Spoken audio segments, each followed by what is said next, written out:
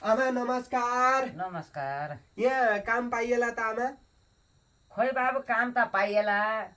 चिनिया छैन तपाईँलाई कहाँ के हो मलाई थाहा छैन। अब सुन्नु न आमा, म चाहिँ गरिब मान्छे, यसो कसैले काम गर्न दिएदेखि त्यहीँ काम गर्छु, त्यहीँ खान्छु, त्यहीँ बस्छु गरेर हिँड्ने मान्छे। अब इष्टमित्र होइन, केही होइन। साह्रै दुःख पाएर म घरबाट हिँड्या, घरमा बाबामा कोही छैनन्। अब के गर्नु, एक्लो ज्यान, जता जान्छु त्यतै खान्छु, जहाँ काम गर्छु त्यहीँ बस्छु। काम दिने भए दिनुहोस्, हजुरलाई नि यसो सहयोग हुन्छ। अनि काम सबै जानेछ त? अब अलिअलि घरायसी काम त जानिछु आमा, नजाने कामहरू गर्दै गएपछि सिकिन्छ। मलाई अर्थक भन्दा पनि खाना र बस्नकै ठुलो समस्या छ, कसैले खाना बस्न दिँदैनन् आमा। अब हजुर कहाँ काम गर्न पाए यहीँ खान यहीँ बस्न पाइन्थ्यो कि भनेर के आमा? काम गरेपछि खाना बस्न त दिइहाल्छु नि। काम चाहिँ अलि मेलो मिलाएर राम्रोसित गर्न पर्यो। अब काम त म गरिहाल्छु नि आमा, राख्नुहुन्छ त मलाई यहाँ काम गर्न राख्नुहुन्छ? ल काम गर्छौ भने बस। काम त गर्छु आमा, म हलो जोत्ने भए नि काम गर्छु, बारी खन्ने, खेत खन्ने सबै काम गर्छु। ल हजुरले राखिदिनुहुन्छ भने म काम गरेर बस्छु। बरु कस्तो तिर्खा लाग्यो, पानी खाउँ न अलिकति। ए छोरी पानी ले त। हजुरको छोरी पनि हुनुहुन्छ? छोरी छ एउटी।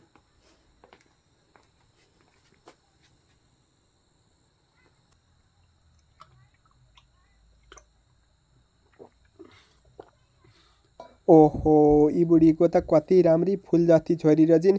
यस्तो केटीलाई बिहे गर्न पाए त जीवनै सुध्रिन्थ्यो होला। बाबुको नाम चाहिँ के होला? ए बाबु, हजुर आमा? नाम के होला? मेरो नाम त अनौठा छ आमा, कसैले नाम लिँदैनन्। अब बाउले आमाले नाम राखिदिएर हिँडिहाले। अब अहिलेसम्म कसैले नि मेरो नाम लिया छैन आमा, त्यही भएर मलाई भन्नै अप्ठ्यारो लाग्छ। म लिन्छु नि। अब मेरो नाम चाहिँ ज्वाइँ हो आमा। ल नाउँ त अनौठैको रहेछ, अनौठैको भयो नि म लिन्छु। ल ल हुन्छ आमा, यति हजुरले नाम लिइदिनु भने मलाई पनि खुसी लाग्छ। ए छोरी, हजुर। यी ज्वाइँलाई मैले काम गर्नै राखे हो। अब बारीतिर लिएर गएर त्यो लसुन ससुन गोडमेल सोडमेल जम्मै त्यो काम मिलाएर सिकाएर काम ला। ल लैजा। हुन्छ, ल आउन त। ल अब के गर्न जाने अहिले हामी? बारीमा लसन गर्न जाने नि। ल जाउँ ल। अनि मालिक नि म हिसाब तलको आलु गोड्ने हो कि यताको लसुन गोड्ने हो? मालिक नि नभन न, मलाई पार्वती हो कि, मेरो नाम पार्वती भन। पार्वती हो हजुरको नाम? हो नि। अनि सुन्नु न पार्वती, यताबाट गोडाउँ कि कताबाट उताबाट गोडाउँ त लसुन? तपाईँ पनि नभन कि, मलाई तिमी भन न। तिमी भने हुन्छ? हुन्छ, यही लसन गोड्ने हो कि? यहीँबाट गोडाउँ त? हुन्छ हुन्छ। तिम्रो त कस्तो अचम्मको नाम है ज्वाइँ।